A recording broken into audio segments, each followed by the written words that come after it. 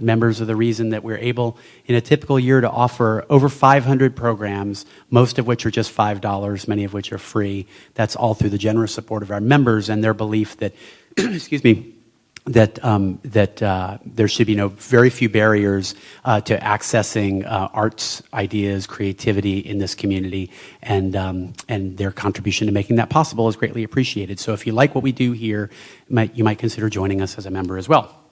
So with all of that being said, I'd like to introduce Anna Zevarts, the program director at Rooted in Rights, to introduce our evening's panelists. Anna.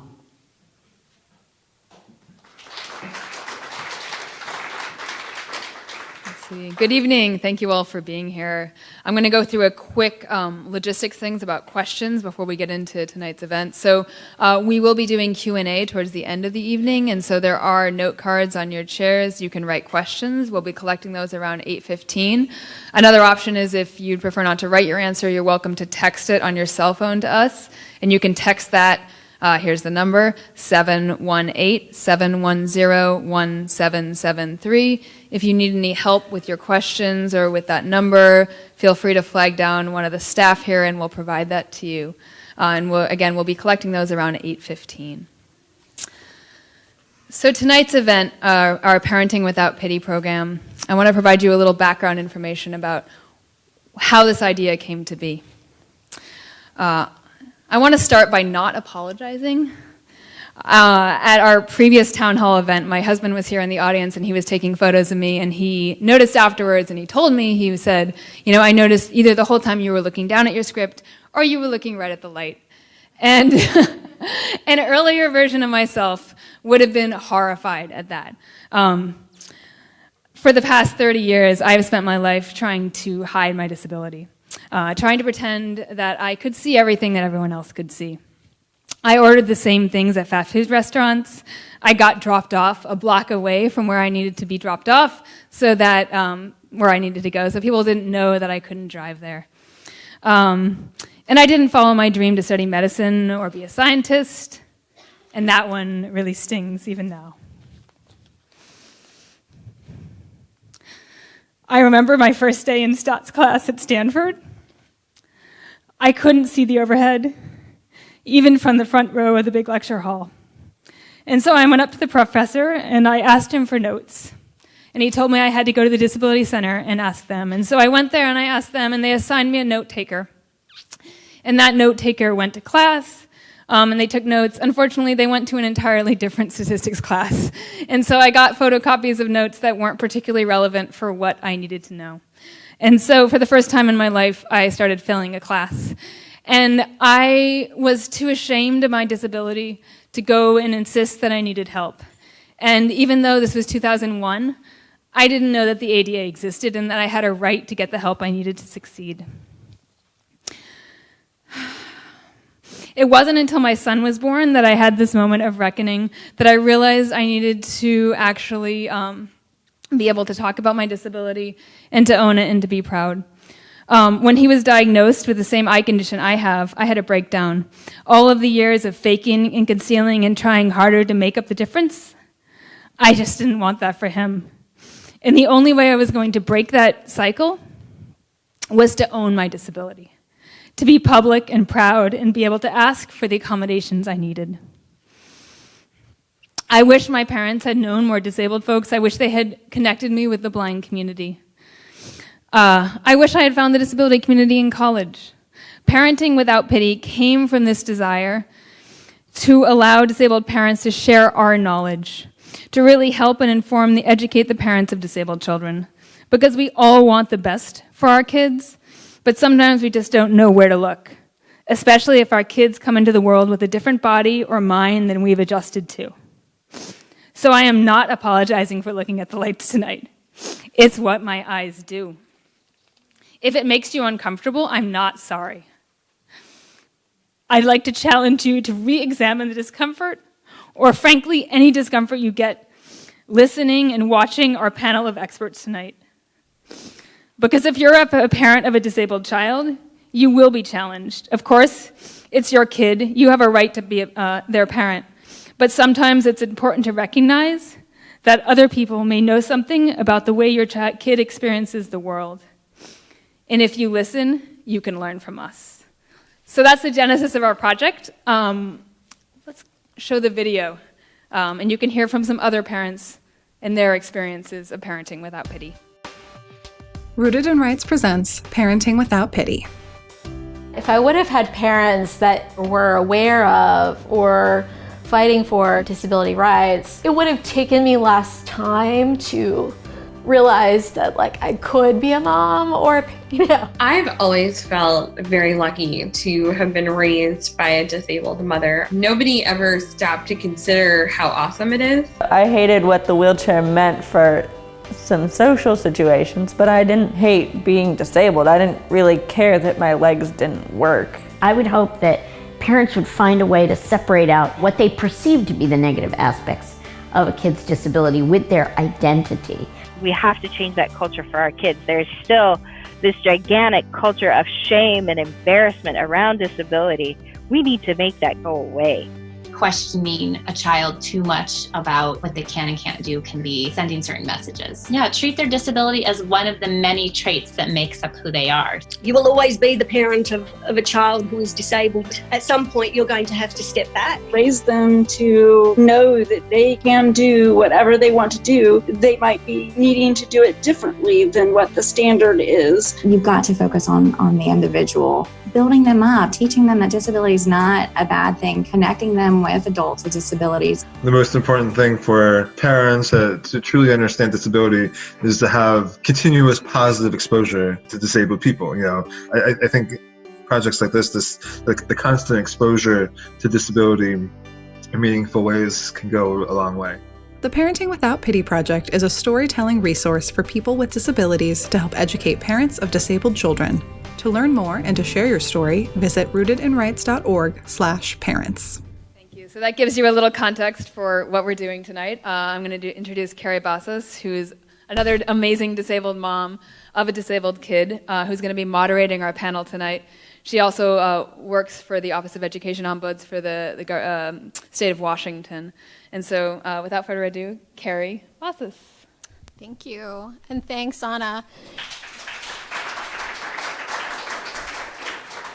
And thanks to everyone who came tonight. I was asked by the Seattle Times who this event was for, and it's really for anyone who's interested in being a better ally and a better friend and relative, neighbor, parent, because we have so much to learn from one another, and we don't usually have these conversations. In fact, we don't usually see a lot of people with disabilities in our communities, and certainly not as parents.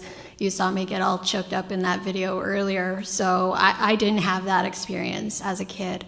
There are some participants in that video that are here in the audience tonight. You can find them. That's a special prize if you find them as well. I don't know, they'll give you the prize. So I wanted to introduce everyone who's part of the panel. I want to spend our night tonight asking them questions and sharing their wisdom and leaving time for you all to ask questions as well. So I will start with the people in the room. To my far left is Deborah. Her preferred gender pronouns are she, her. Deborah is a deaf-blind mother of 2 grown hearing children. She has lived in Seattle since 2015. She does contract and consulting work with a focus on deaf-blind topics and teaches ASL on the side. To my left here is Ivanova. She doesn't have preferred gender pronouns. Ivanova is an activist advocate for At Work and the UW Lend faculty. Ivanova is passionate about disability, civil rights. Ivanova is married and the Muti, which is mother of her 1.5-year-old daughter, Alexandra, who's adorable. I can tell you that from Facebook, so that is an authority. On the screen, which is not yet projecting up here. There we go. We're doing EDM dance music tonight. You didn't know they knew how to party in the disability community. Okay, so hopefully, okay, we got to do something about the feedback first. I'll be silent. It's always that. Okay, that helps. So in our top left corner, we have the dynamic duo of Jacqueline and Abdullah. And Jacqueline is a legally blind wife, mom, teacher, and writer. She's living in Alexandria, Virginia, across the Potomac from Washington, D.C., with her husband, Abdullah, who's also there. Earlier, they had one of their beautiful children with them, so there may be special guest appearances later, who knows? And they homeschool their 7 children, as I mentioned, and they struggle to keep 2 hound dogs quiet in suburbia, which I'm sure would be a bigger struggle in the city. And she also Jacqueline co-hosts the upcoming podcast, Blind Like Us, a podcast for blind people about blind people, written, produced, and staffed by, you guessed it, blind people. And I know Abdullah has done a lot of work in radio and with sound production, and so they are an amazing couple. And then to the right of Jacqueline and Abdullah, we have Robin, and Robin is a passionate advocate for disability rights and is currently working on a book which will highlight people with disabilities in positions of sovereignty and power. She's a certified integrative nutrition health coach and mindfulness instructor and has a BA in communication with minors in Arabic and sociology. She loves yoga, good vegan food, new places, her dog, and her son. She did not mention that her dog has a problem remaining quiet. She can tell us more later. And the bottom left, we have Sierra, and her preferred gender pronouns are she, her. Sierra is a proud African-American resident of Atlanta, Georgia. She's a mental illness survivor and the single mom to 2 beautiful children. We're going to welcome them all, please.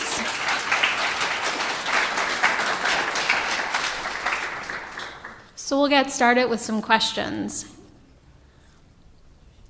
And when people are answering questions on our panel, it'd be great if you could share your names first so that we all know, both here and on the screen, who is speaking.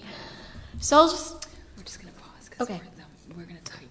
Okay, great. So they can hear us. Yeah. Yes. Great.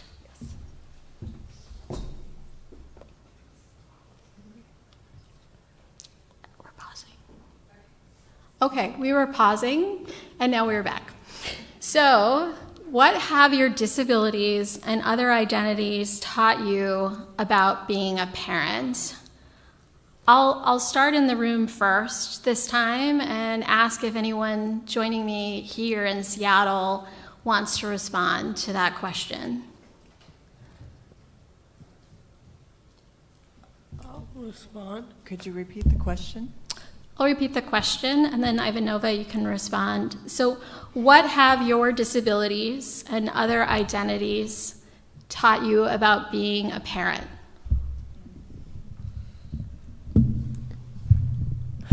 I think that the fact that I did not learn how to speak till I was 5.5 really helped me understand my daughter, because she can't speak. She still babbles, and she's learning her first words right now. And so I'm having to trying to learn her body language, and we're using alternative forms of communication. And and I think my experience of, I used to be nonverbal, that really helped me in understanding her. And it just made me appreciate her and how amazing, how fast she's growing.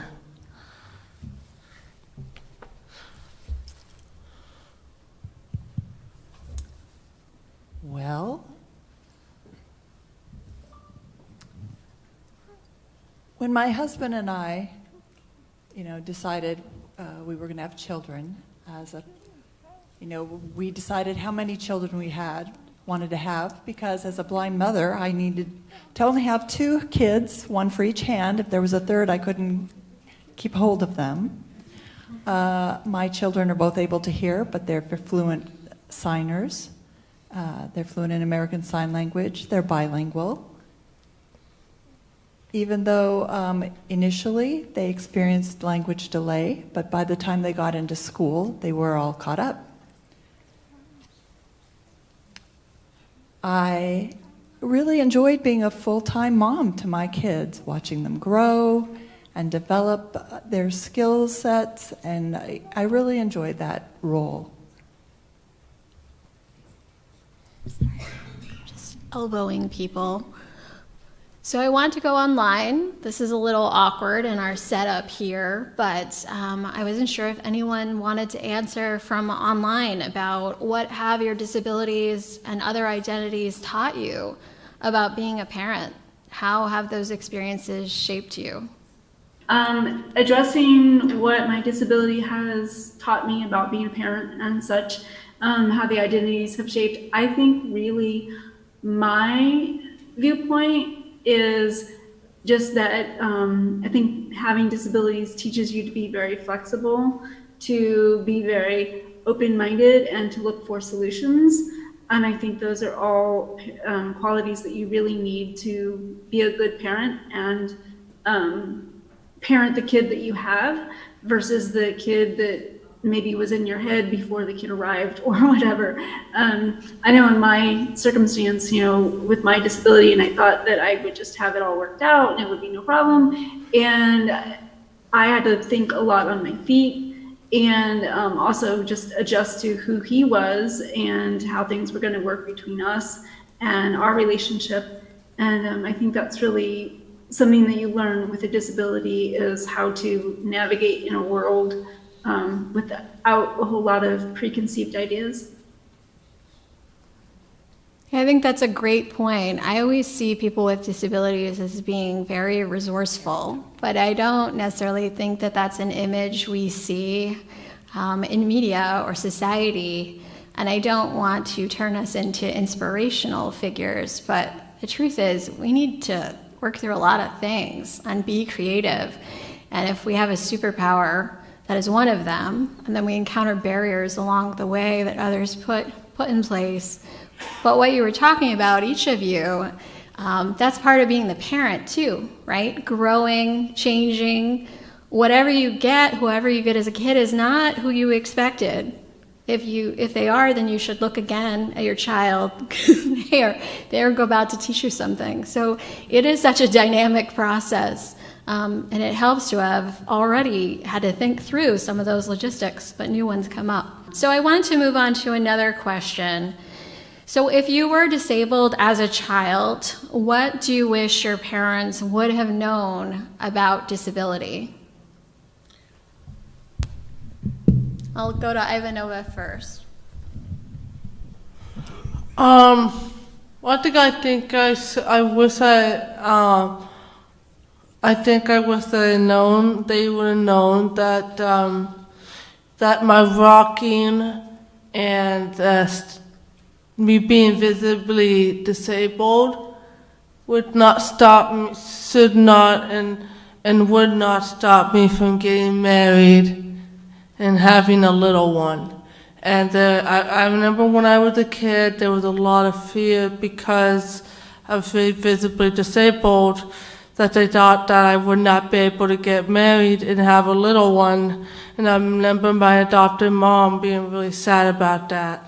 And I wish that she would have known that she was going to have a granddaughter, and that she did not need to tell me to hide my disability, and that she did not need to feel ashamed of my disability, because it wasn't going to take away that opportunity. And that she was my biggest advocate in making sure I got those opportunities, because she helped me learn to read, and she helped me get into college. And she was very determined in that. She had the expectation that she wanted me to be able to have those opportunities. And I wanted her to know that just because a person is visibly disabled, they have IDD, they may have some learning disabilities, learning issues, that doesn't mean that they can't be a parent and that we can't get married and have our own families. And we just need the right supports, and that it's going to be okay, and that you don't need to be scared of having an IDD kid that it's important to make sure you help us become adults, and that we become adults like everyone else, and that those dreams of having grandkids is not, it could still happen. I think it's so important to be seen as whole people, and what you were saying is that your mom was able to advocate for you in the beginning with education, but there was that piece missing. As much as she loved you, there's the piece missing of not necessarily seeing the rest of that, who you are now as a Muti, as being part of that path too. I think she sees it now. She definitely sees it now, which I think is probably beautiful for your relationship, right? Wonderful. Yeah. She loves the little peanut, and she just snuggles. She loves that. I'm so proud of my daughter, and I'm so happy for my mom that she gets to be a grandma and that she gets to be a nana. She gets to be a nana, and she loves her so much, and she loves me and my family and my husband and I. And I'm just really blessed. And so does my dad and Papa. He loved being a papa, and my husband loved being a father. And I think that I think that every disabled person who wants to have that, who wants to have a family, who wants to get married, that shouldn't be denied them. And that's what I'm fighting for, is that, even if I had not been able to learn how to read, even if I had stayed nonverbal, I want to still been able to get married and have children. And I think that should never be denied a person, and it shouldn't matter, and that we need to fight it for a world that anyone who wants to be a parent should get the opportunity and get the supports and education they need to do that healthily. Yeah, right on. What I appreciate about my parents is that they never really stopped me or any of us from doing what we wanted to do. We were involved in sports, whatever that might be. Let me back up a bit and explain a little bit about Usher syndrome. Some of you may have heard of that. Some of you may have not. Many of you may be familiar with retinitis pigmentosa, or RP, but that's part of Usher syndrome. The unfortunate part is that you don't know until later on in life, or that you have a vision issue. I was born deaf, but actually my disability was more than just deafness. I didn't realize I was losing my vision until I was 13. And I wish that my parents had originally learned American Sign Language to work. I have other siblings who are also deaf and blind, because now communication is a barrier with my parents. As I lose my vision, it's more and more difficult to read lips. And my parents say now that they regret that they did not learn American Sign Language. We, through our office, the Ombuds office, are doing student voice videos with Rooted in Rights, and it's been a great partnership. So I know one of the videos coming out builds on what you said, Deborah. There's a student from the School for the Blind who is saying how transformative it has been for his parents to learn ASL, that it was his baby sister's first language, and that he doesn't see that necessarily for his other friends at the school, and that takes a toll on the family relationship. And so it's just, I think it's really changed the entire family, but let him know from the beginning that we are going to operate in the way that you need us to as a family versus you need to learn how to fit into what we're used to doing. And it's a great bond in their relationship. So it's good to hear that from young people too, and to see families doing that. So now I understand that we can all hear one another online, which is amazing. We have technology working again. So we'll go with it as long as it works, right? And so I wanted to ask that question of you all as well, if you want to weigh in. I know that not everyone had a disability from birth or as a young child, but for those of you who did, what do you wish your parents would have known about disability?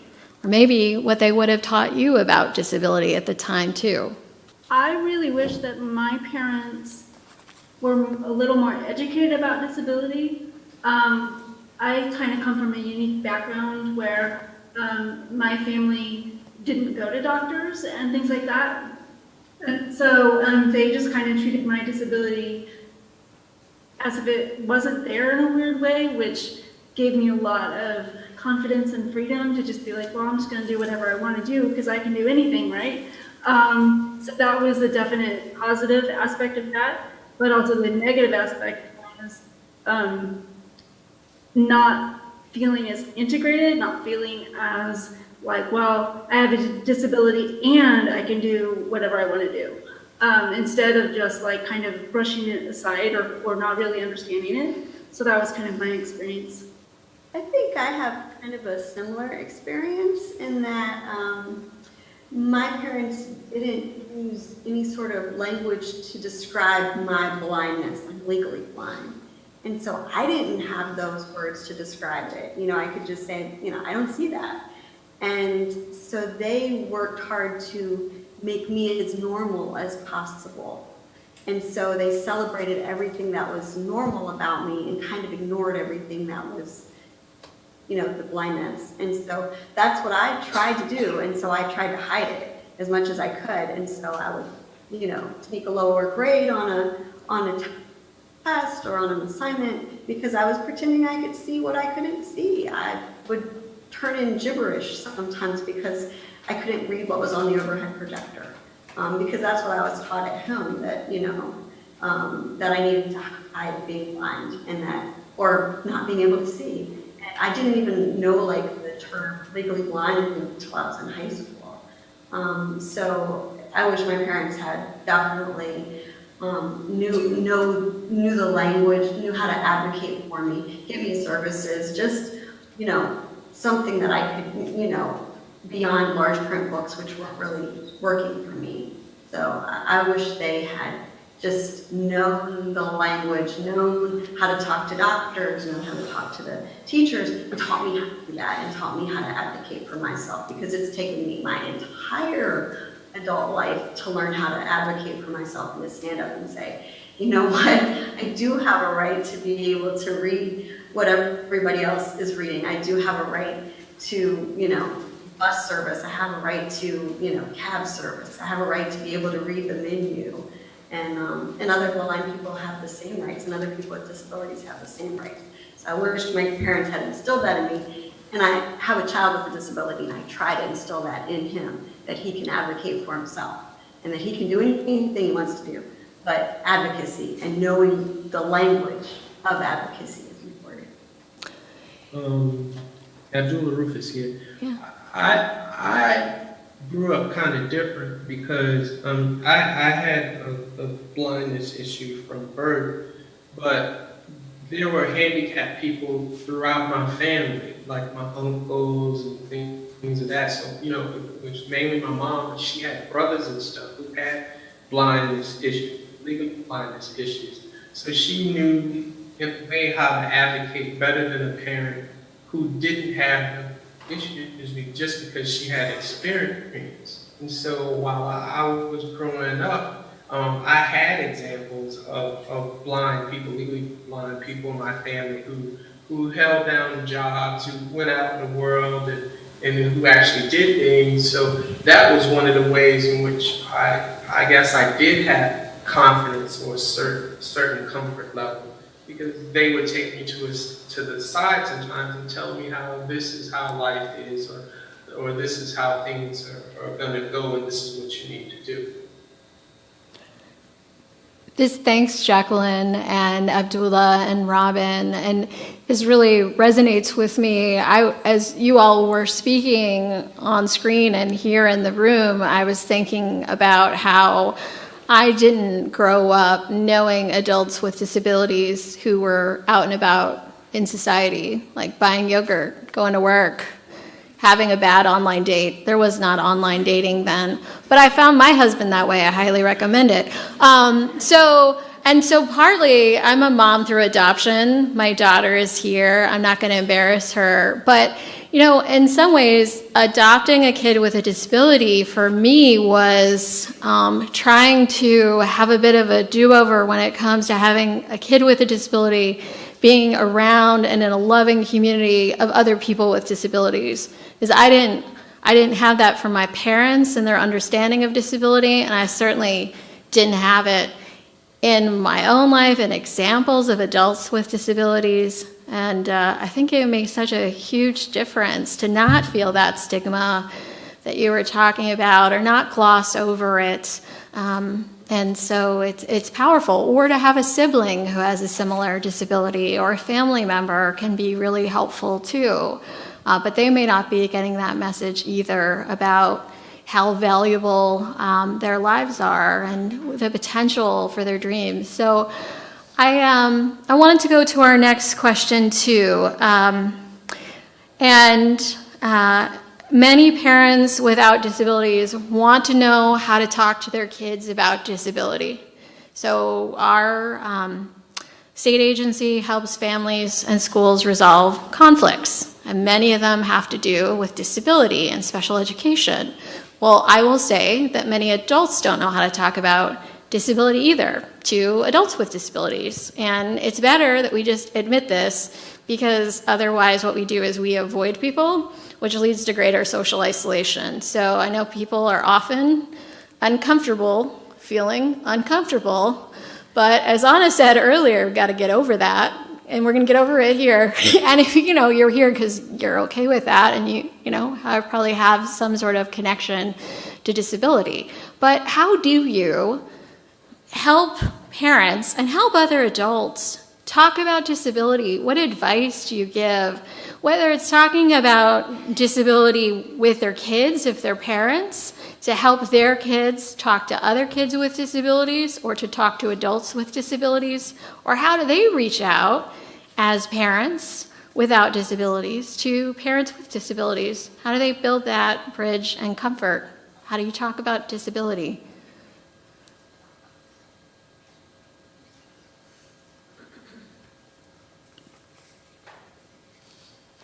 Hi, my name is Sierra. Welcome. The way I would approach and answer this question as a parent, I teach my children to judge people by the character of their heart and not by their physical or mental judgment. And in our house, we're always open to talk about anything. And so as a child, my children don't know about disability. They don't know if something is wrong with somebody. And that's because as growing up, I teach my kids how to just look at people for who they are. So even as a parent, I don't discriminate and say, oh, this person is this way or this person is that way. I don't teach my kids that. So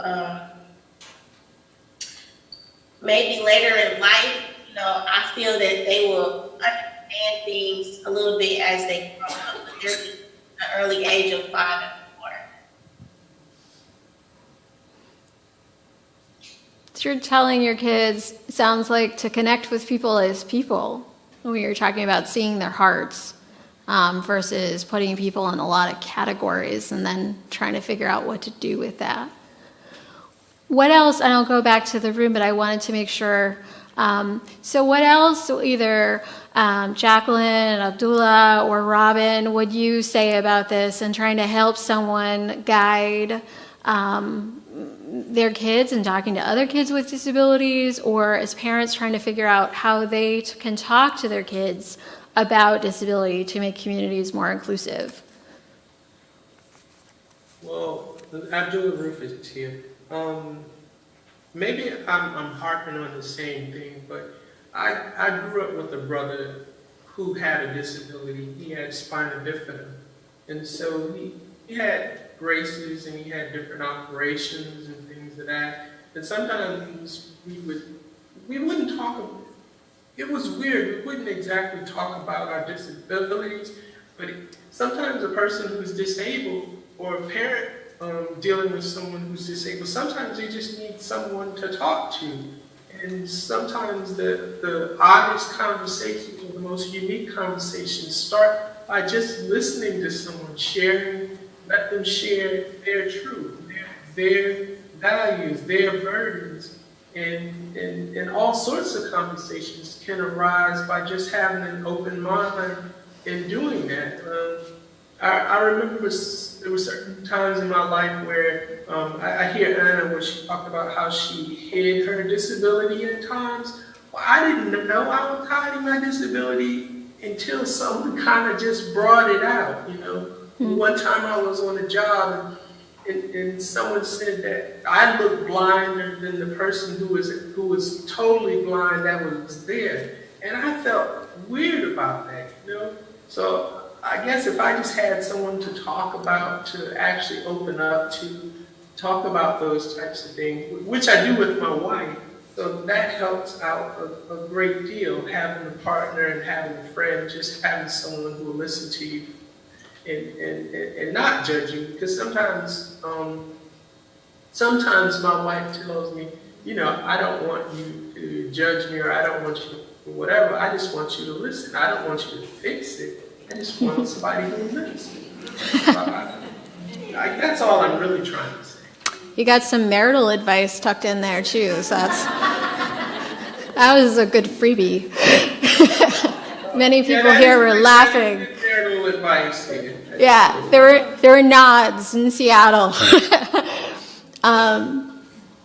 What about, I mean, do you want to weigh in on, I don't want to put people on the spot, but there I go. So Robin or Jacqueline, before I turn back to the folks in the room, do either of you want to add to that about how you would tell parents how to talk to their kids about disability?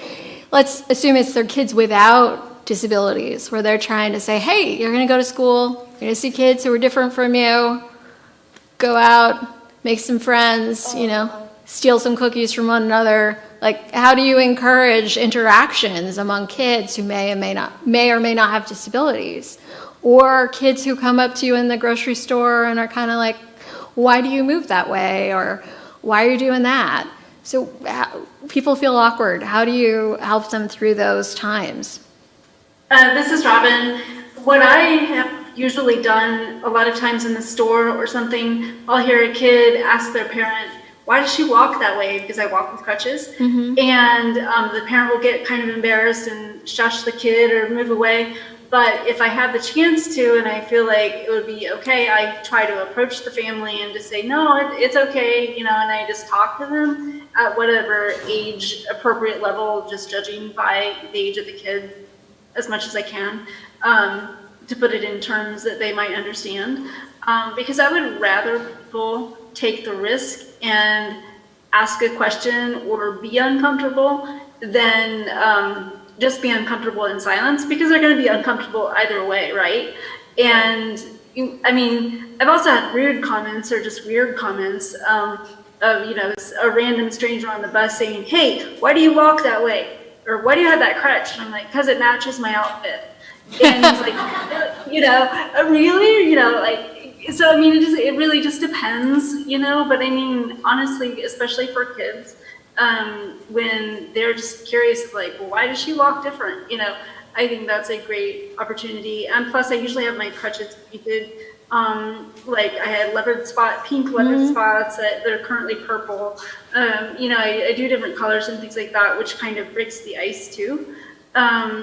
So it depends on the circumstance. And I also think as a advocacy standpoint, you're not always obligated to be on and be the teacher and to explain.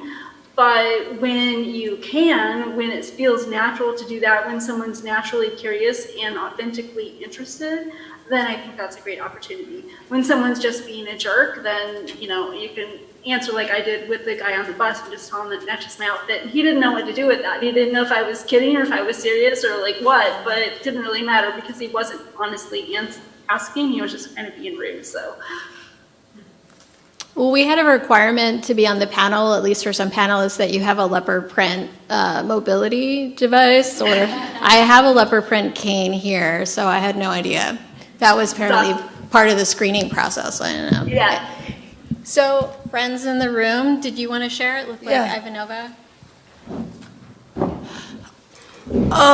When I deal with people asking me questions on the bus, if it's like just as simple like why do you rock, I just tell them why real simply.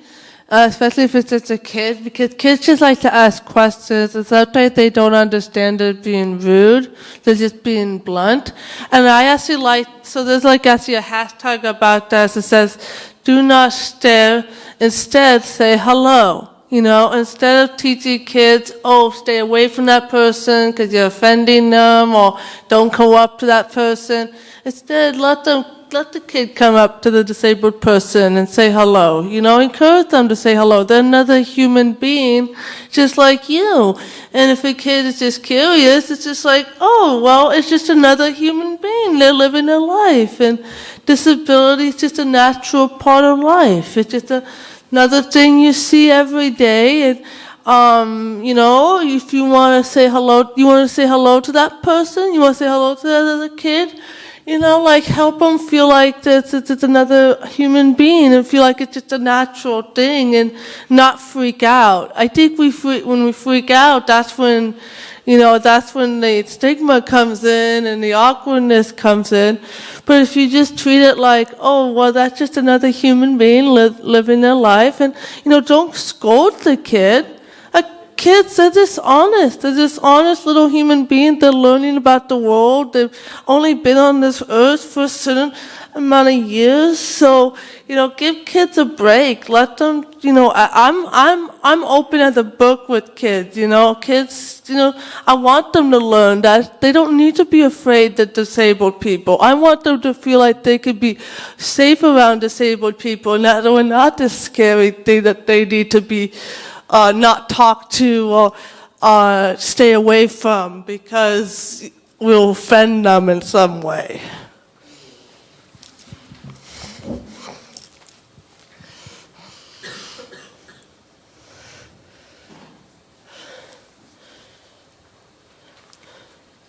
This is Deborah.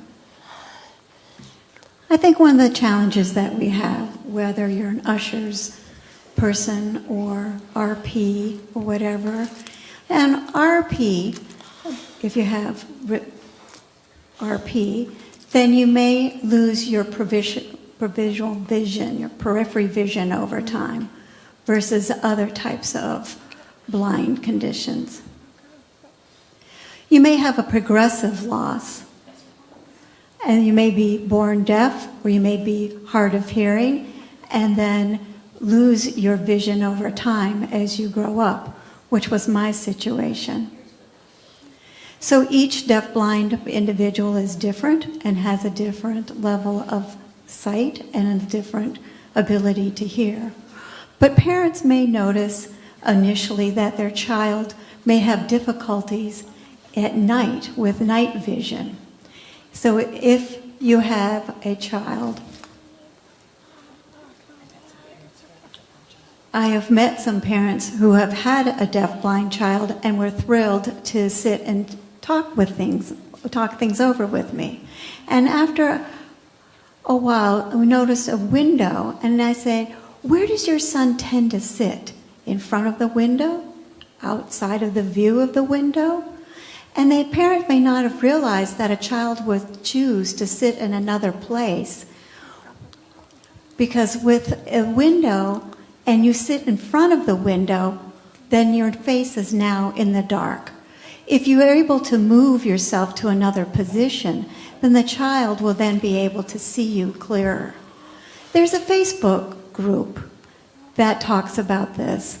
It's an Usher Syndrome support group that provides support for parents of children with Ushers that are learning to navigate what it's like to have a child that is losing their sight, and how to cope with the different situations. So I'm finding that a Facebook group is really helpful in these kinds of situations. Yeah, this is Carrie, there are so many online supports. I got a card waved at me, letting me know that it's a little bit after 8:15.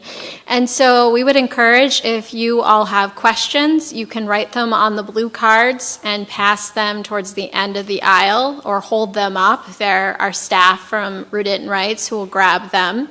If you need assistance completing a card, so they can also help you with that. And if you would prefer to text, you can text 718-710-1773. So 718-710-1773. And we will collect cards.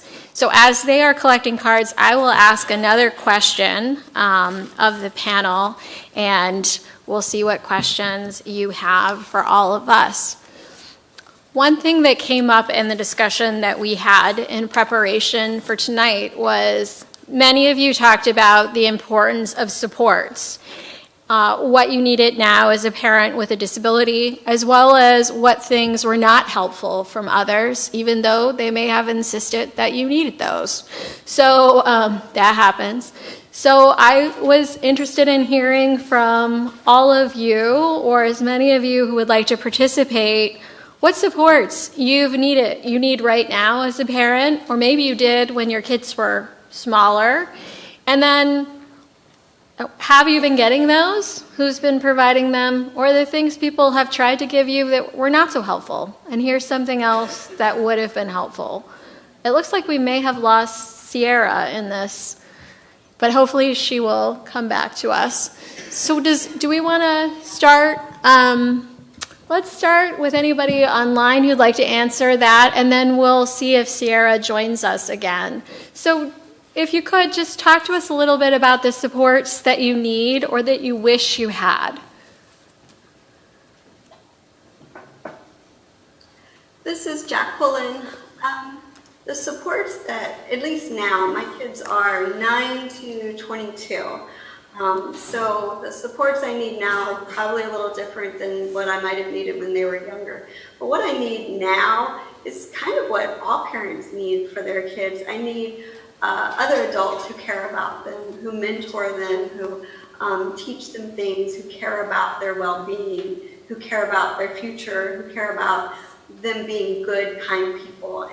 And luckily for us, for me and Jola, we have really good mentors for our kids who nurture them and teach them things that, we might not think to do. And it's not because we're blind, it's because we can't teach our kids everything. We can't be everything to our kids. And so having people in the community to be what we can't be is really important to us. And then there are things that we do miss as parents. And we have 7 kids, so I'm sure that we miss quite a few things, and they have supports who pick up what we drop. And as far as being blind parents, we don't drive. So when we were, now we have the bus system, we have cabs, we live in the city, so we're pretty blessed with transportation options. But every once in a while there is, that place that we can't get to. And it's always nice if somebody offers to take our kids with them or to take us with our kids. And the offer is great because it's still hard for me to ask for help. So when other parents are headed in a direction, hey, I'm taking my kids swimming, or, taking them to the library, would you like to ride along? That's always really great, just the offer, so I don't have to ask. As far as what's not helpful, one of probably the things that's least helpful is when people compliment me on my children or compliment us on our children, say, your kids are so well behaved and you're blind. How did that happen? Or they're so smart. Or they talk to other people and they right in front of us, they'll say, their kids are so wonderful. And did you know they're blind? Their parents are blind. And I'm like, oh my God, you've got to be kidding. they take away our normal, because that we can do just the things that other parents do. And when you put that connection to it, it just kind of takes away what you said, because somehow it's just so shocking to them that we can do these things as blind parents. So I would suggest not doing that part. Duly noted. Celebrate a disability, but it's still, we can do normal things, really normal things. So, yeah.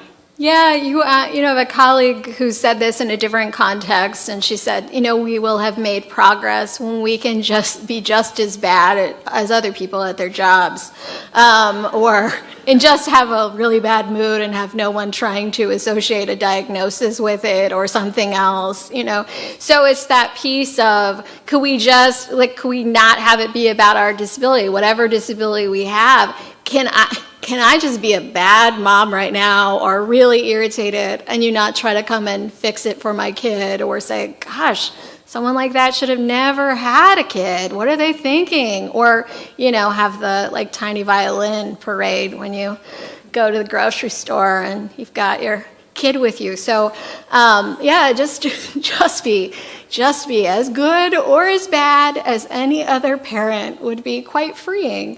So, we have a ton of questions here, and I know we won't get to all of them, but I do want to leave at least time for one more person to respond to the question about supports before I start looking through this pile. So and I know we missed you, Sierra, for a second. So what we were talking about is, what supports do you need as a parent, and which ones have you gotten or you haven't gotten? Or another question, too, related to that is, what have people tried to give you that may not have been helpful? So if any of those things resonate with you about supports, we welcome you, or Robin, or Abdullah, or anyone else to weigh in before we move to some of the audience questions.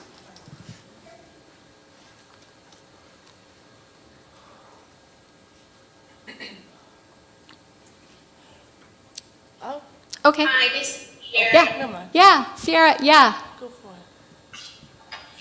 A number one support that I found vital is childcare.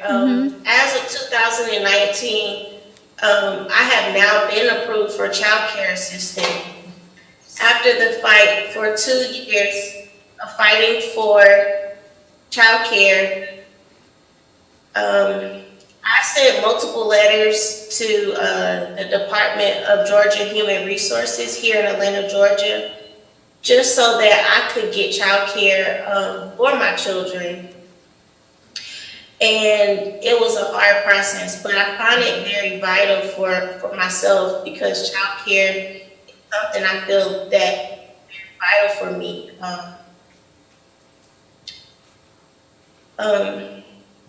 So, like I said, I sent multiple letters and I sent multiple emails trying to make it where parents that has disability can apply and get approved for childcare. Parents that have documented disabilities should not be hindered from receiving childcare due to the lack of work and activities. And so that's one thing that I found is a great support for me, is now for me having affordable.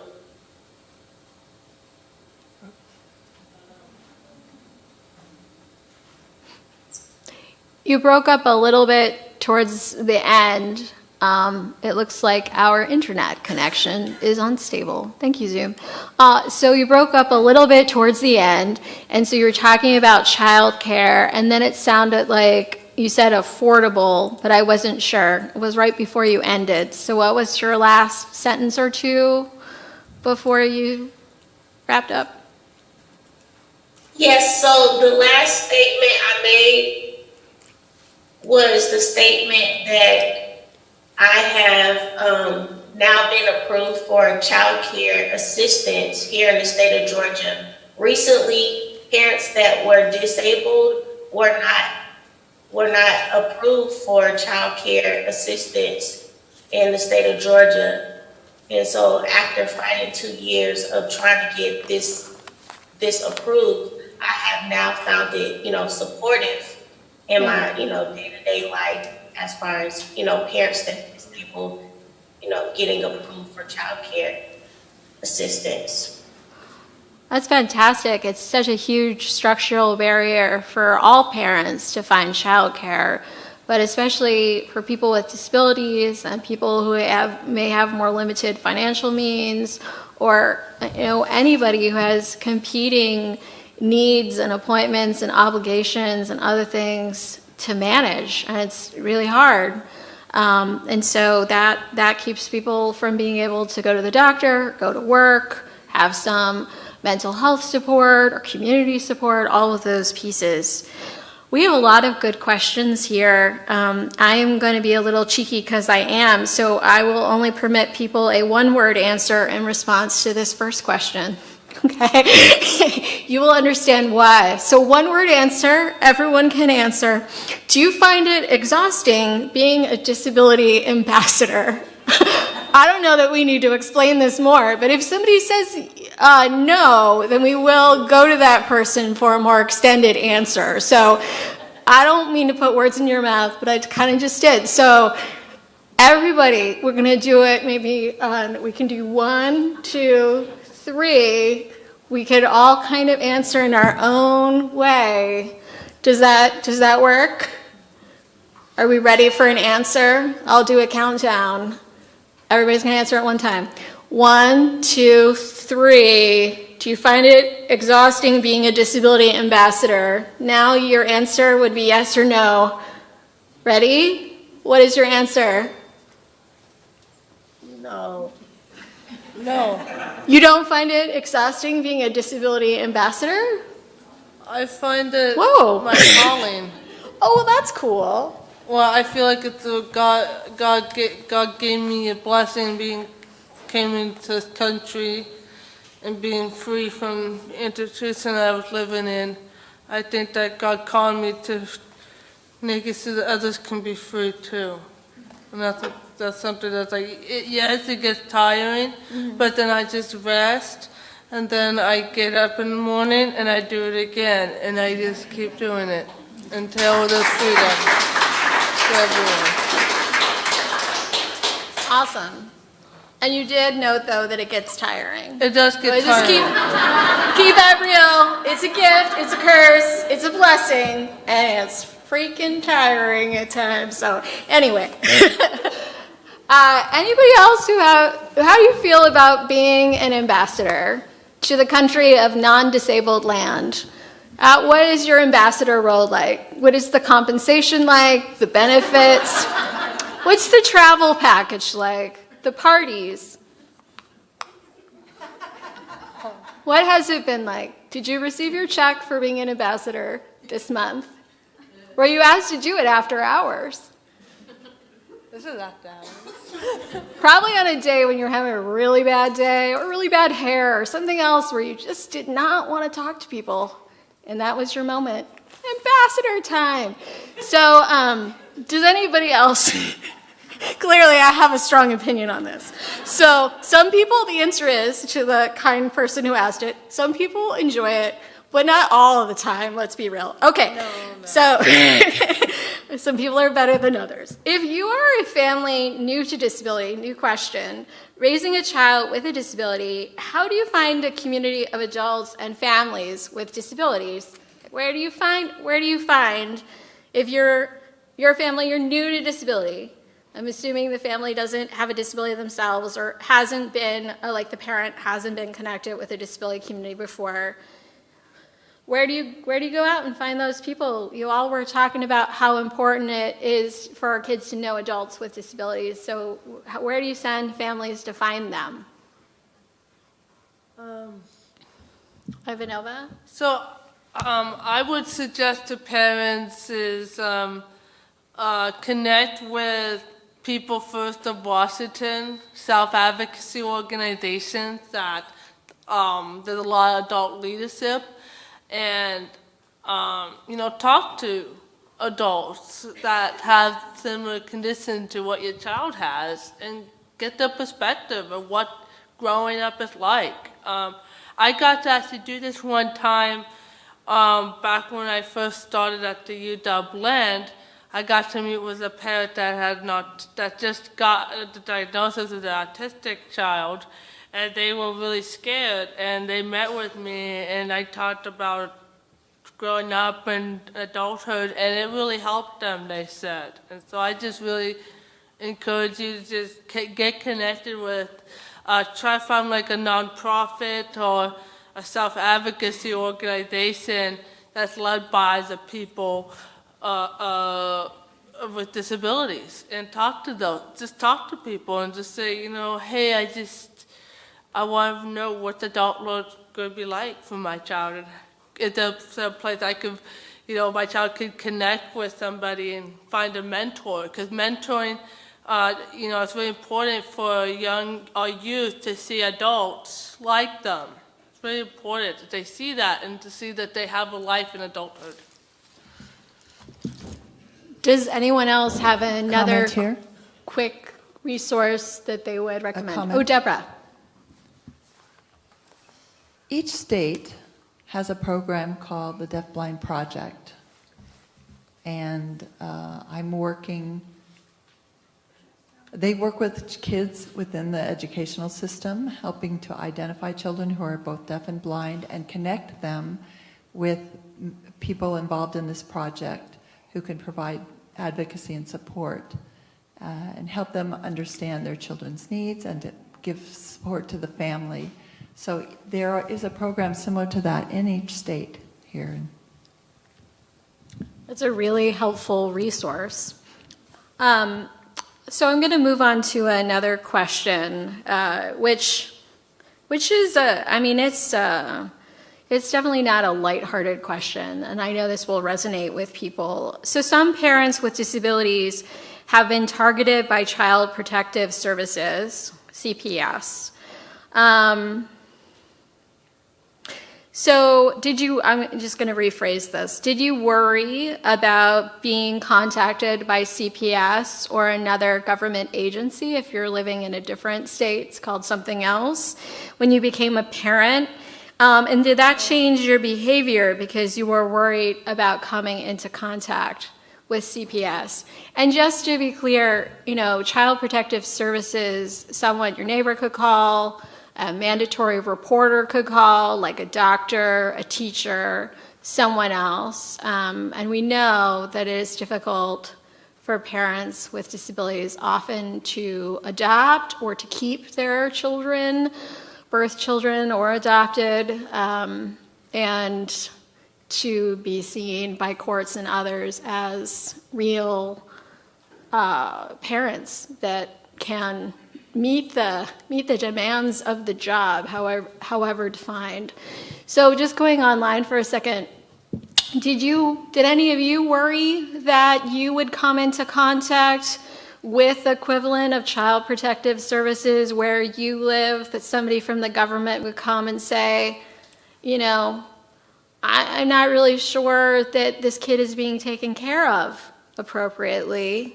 I can tell you're having a hard time. We know you have a disability. Can you really do this? Was that something that came up in your minds or in your life? Abdullah is shaking his head no. No. Okay, no for Jacqueline. It was for me, and it still is. So Ivanova, you were saying that it was for you? Yeah, so when I got pregnant, I was really scared. I was really scared that was going to happen to me because, I've heard the horror stories of IDD mothers having their children taken from them in the delivery room. And I had met with other numbers of people first that actually happened to them. And so that really scared me. And so, I did a lot of precautions when I when I found out I was pregnant. I was like, okay, we gotta move because our house would not pass a CPS inspection. We gotta do all this. And I went to extra classes and extra stuff. And when I got in labor, I called my mom, I called my husband's mom. I had everybody there in the delivery room, everybody, so that the medical professionals couldn't be like, oh, there's no way we're going to get a baby away from that big group of people. There's a village in there that is protecting that child. There's no way. And so I was just like, I tried to put every precaution I could, and I was always very honest about stuff. But it's always a fear because sometimes people threaten it. Like one time after Alexandra was born, I had an issue. I tried to get on a bus, and I was having an emotional moment because sometimes my disability makes it so I have emotional moments and I get emotional and meltdowny. And that was really scary because there were people around me threatening to call CPS on me and take my baby away. Because you shouldn't get to do that around your baby. You need to stop doing that around your baby. And I was just crying, and it was just really scary that moment. And I just don't want that to happen. Luckily it didn't, but people dreaded it, like that a dread is just as scary to me. And I think we hear about these threats in our community. I've worried about it, but I don't know why I've worried about it necessarily, but it's been so real for other friends that I've thought about it. And I'm an attorney, so I have an incredible privilege. And, I don't necessarily have all those people to elbow the folks out of the delivery room, but I have my own form of privilege with that. I know in Ukraine, where our daughter is from, they don't adopt to disabled parents. And so our interpreter just used to say, but she's a law professor. So I learned in Russian I'm a law professor.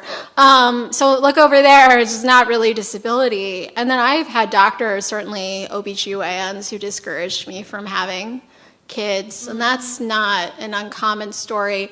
So before I move to a happier question, we are being real about this. Did Robin or Sierra or Deborah, did you want to weigh in on this question of whether you've ever felt threatened, worried that CPS, Child Protective Services, would intervene, or had that experience? Hi, yes, this is Sierra. The stigma and discrimination, the stigma and the discrimination is real when it comes to disability and parenting, as far as Child Protective Services is taken in consideration. Because I was diagnosed and hospitalized, and when I was discharged, Child Protective Services had already made a case and already determined that I wasn't safe or adequate enough to care for my kid. Mm-hmm. And due to the fact that I'm a single mom and I'm not married, my children's father wasn't legally, technically their father, and so my kids were put into Child Protective Services for one night, which felt like the longest night of my life until I got discharged and went to court the next morning.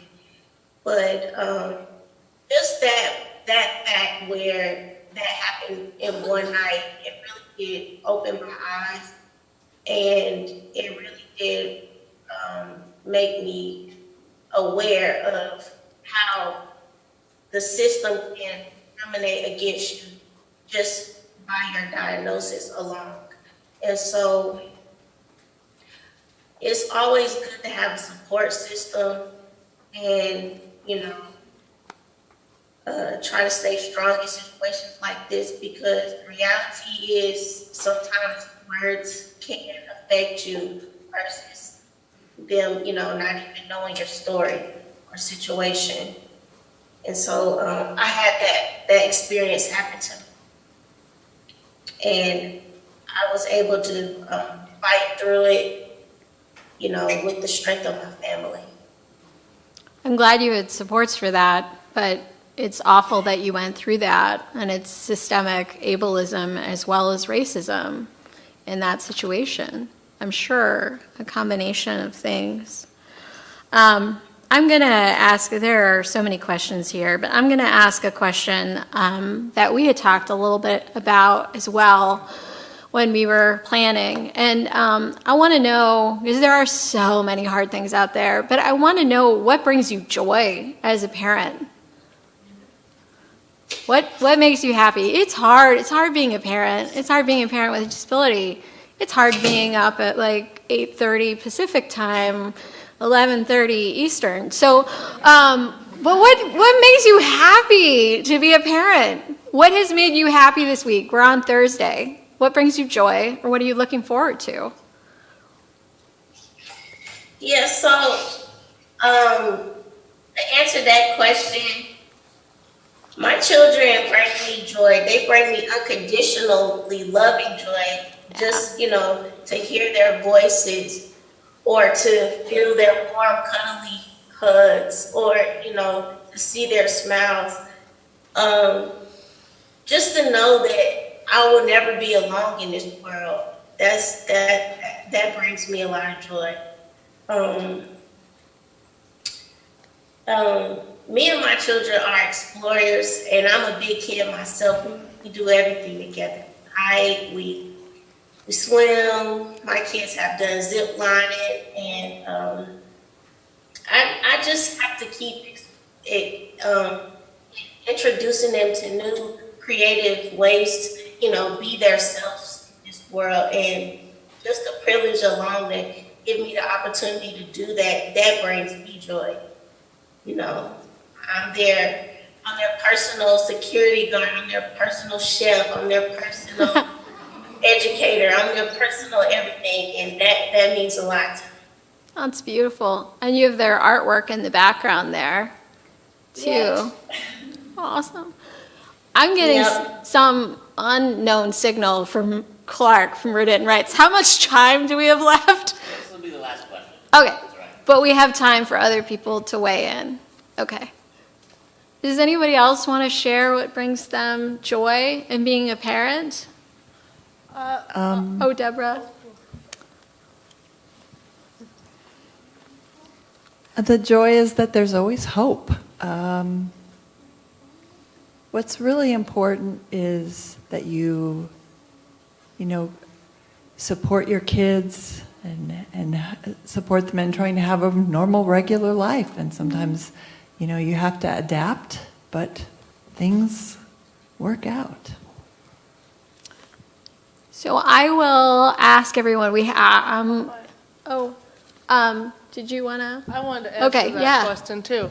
I just wanted to say that what brings me joy is when I see Alexandra really smile when she sees me rocking or when she tries to copy me.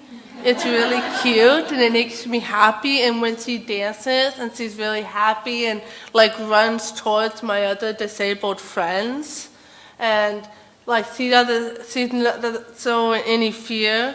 She just sees it as every day. She sees it as all of Moochie's different friends that all look different and all epic.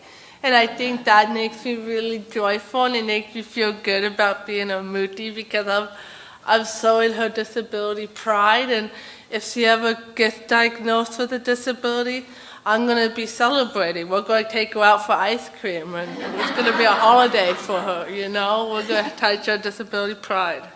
That's awesome. So I will thank you all, and I will ask if you want to join me in closing out. We had this question, and see, I'm kind of sneaking it in. I wasn't able to sneak them all in. But we're asked, what would you imagine if schools and communities were inclusive? So if there's one word to wrap up, what would inclusion feel like you for parents and for your family? As their way of saying good night tonight. Is there a word? Or about how it would feel to experience more inclusion? I think for me, it would feel like being seen as a parent, as a family, and embraced. What would it feel like for you all? In a word or two to end us. Freedom. This is Jacqueline. I think it feel like freedom, just free to be us. It's great.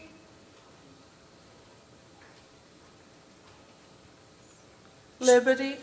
Liberty. True inclusion. Sierra or Robin? Sure. So what would inclusion feel like in community, school, family, in one or two words? I think what it would feel like, well, I guess I would put it like this. I guess I would answer that with a question.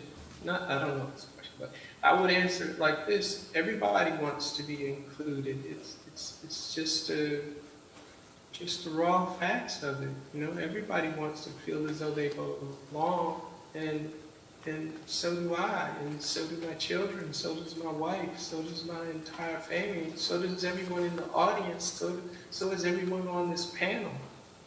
We all want to feel as though that our truth, our voices are valued. Yeah, it's a human need. We just want to be treated like humans. Yeah. Thank you all so much, and it's been such an honor spending the night with you all.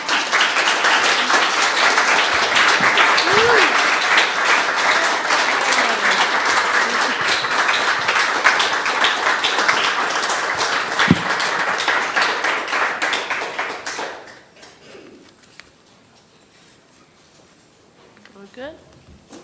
I think we are good. I don't think there's anybody official to tell us that we are, but thank you so much for joining us as well. Thank you. Thanks. What? Oh.